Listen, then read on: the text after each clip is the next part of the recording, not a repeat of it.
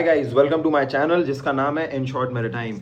If you have not followed us right now on Instagram, please follow us over there. We keep posting all of the updates over there, all of the stories and everything.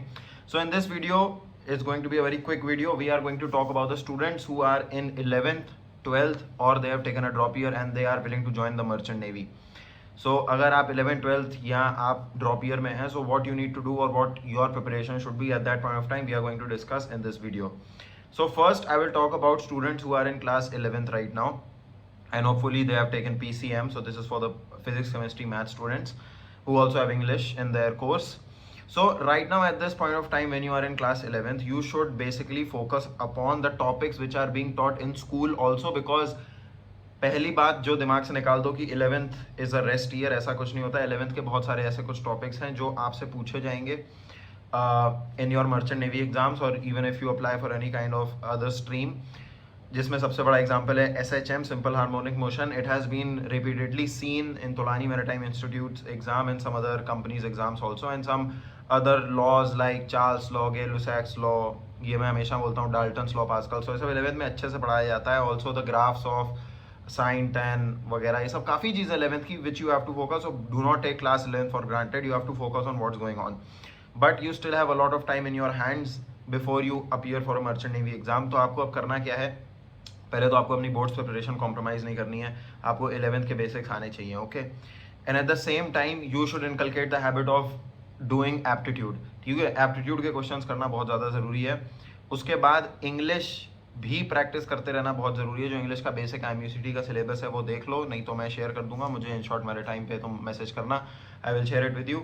तो ये सब preparation चलती जानी चाहिए. साथ में आपको interview की प्रिपरेशन भी शुरू कर देनी चाहिए, बिकॉज कम्युनिकेशन या बॉडी लैंग्वेज या पर्सनैलिटी एक ऐसी चीज़ है जो 1-2 दिन में या 1-2 महीने में डेवलप नहीं होती है. It takes time.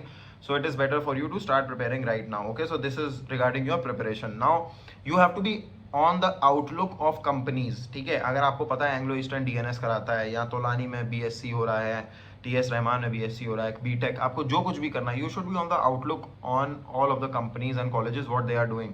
For example, you should know what kind of questions are certain companies asking or what is their eligibility criteria.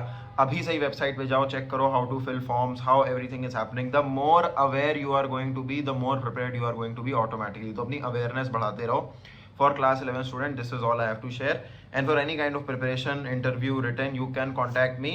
मैं बैच चलाता हूँ, जब जागो तब सवेरा. मैं हमेशा बोलता हूँ, the earlier you start preparing, the higher chances you have of getting selected. So now we will go on to class 12 students. So class 12 student, I hope you have already known the basics of 11th. So अगर आपने 11th के basics नहीं करें तो वो थोड़े से revise करने पड़ेंगे, but I'm just assuming that you know the basics of class 11 because you passed out. Now when you are in 12th, you cannot absolutely compromise on your 12th percentage. Why? Because 12th की percentage बहुत बड़ा role play करेगी आपके selection में. वैसे तो criteria 60% है, but I would request all of you to score as high as you can. Minimum 60% मत रखो, मिनिमम 75-80% रखो. इतने मार्क्स तो तुम्हें लाने ही लाने हैं to stand a chances in all of the companies, okay.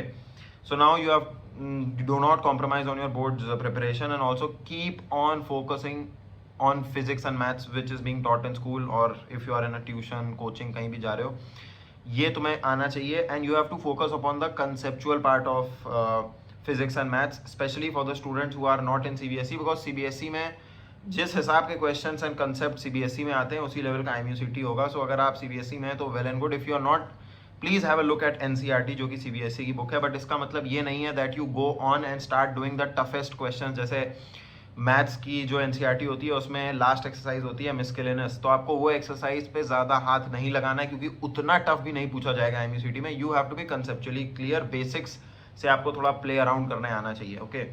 Now again similarly for you, as I said, class 11 personality develop करो, इंग्लिश कम्युनिकेशन अपने अंदर लाओ, एप्टीट्यूड प्रैक्टिस करो जितना ज़्यादा आपके पास टाइम है. बट आपका गियर थोड़ा खिंचा हुआ है बोर्ड्स की तरफ क्योंकि आप 12th में हो. So do not compromise on that, okay. You also be on the outlook of different kind of companies. Now if you are in 2023 12th, तो आपको पता होना चाहिए आपको 24 में IMUCT मई जून में होगा, तो उसके फॉर्म खुलते हैं मार्च अप्रैल के आसपास. उस पर नज़र रखना. अलग अलग कंपनीज पे you have to keep an eye similarly what they are doing right now, okay. Now students who have taken a drop year or maybe they were not selected or maybe they did not appear for IMUCT, or maybe they did not get a rank for IMUCT for any kind of reason. If you are clear in 12th but you cannot join Merchant Navy in 2023, you cannot get a college. So first सबसे बड़ी चीज़ है कि 2024 का जो फरवरी batch है DNS, अगर आपने IMUCT दिया है, अभी आपका सिलेक्शन नहीं हुआ है, तो वो वीडियो मेरी जा करके देखो। डिस्क्रिप्शन बॉक्स में तुम्हें 2 लिंक्स मिलेंगी कि आपको 2024 फरवरी बैच के लिए DNS के लिए आप क्या कर सकते हो और कैसे आपके चांस है, वो वीडियो ज़रूर देख लेना। अगर आपके पास कोई भी IMUCT रैंक है, 12, 13, 14 हज़ार कुछ भी है, 14, 15,000, I don't care, just have a look at the video and give an attempt to that, okay. It might get you admission in a February batch company, which is good, it will save you some time. But if you have not given IMUCT या आप अगले साल के अगस्त batch में जाना चाहते हैं, so now please understand you are in a drop year, so you probably have given 12th, okay.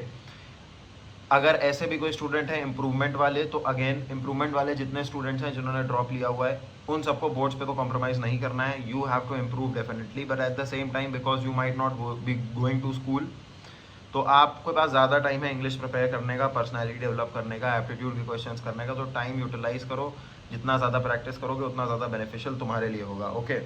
So now these were the things. Improvement वाले बच्चों में और जिन्होंने सिर्फ ड्रॉप लिया उसमें फ़र्क इतना है कि इंप्रूवमेंट वालों को अभी भी बोर्ड्स की तैयारी करनी है। जिनके नंबर हैं बोर्ड्स में ठीक ठाक अच्छे हैं, उनको तो बहुत ही अच्छे से तैयारी करनी चाहिए, because you also have to realise that when you go for the interview you will have to justify कि आपने ड्रॉप ईयर लिया या आपने इंप्रूवमेंट लिया, तो क्यों लिया और क्या किया, उसमें कोई प्रॉब्लम नहीं है, बट आपको जस्टिफिकेशन अच्छा देना है। आप ये नहीं बोल सकते हो that you know you did not utilize your time, because you have to utilize your time or else the interviewer might deduct your marks. So these were my tips for class 11, 12th and drop year students or who are appearing for improvement. Now my request all of you is go and follow InShort Maritime on Instagram. Please subscribe to my channel, and if you have any doubt, if you want to ask anything, you can message me over there on Instagram. I will definitely reply to you. You can check out all of our batches. They might help you in your preparation. It will accelerate you, it will uplift your preparation which is already there, and it will increase your chances of getting selected. So thank you so much for watching this video. I hope you have a nice day.